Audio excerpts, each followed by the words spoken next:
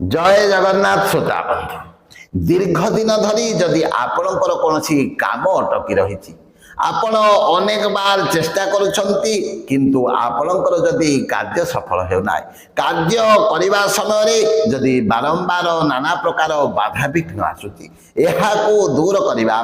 आपण माने मंगलवार दिन करंतु ही प्रतिकार आपणकर कार्य सफल हेबो कार्य रे आसुथिबा बाधा विघ्न सबुदिन दूर हेबो ताहले कौन करेंगे मंगलवार दिन सकाळे आपणकर डाहाण हस्तर मध्य भाग सातटी धला चाउल रखिबे जो चाउलटी गड़ी होई नथिबो एवं आपणक घरे जदि हनुमानकर फोटो किंबा विग्रह अछि सेही फोटो किंबा विग्रह पाखरे सेही सातटी चाउल को डाहाण हस्तर धरी ओम श्री हनुमते नमः मंत्रटी को उच्चारण करिवे एवं मने मने आपणकर कार्यटी को चिंता करी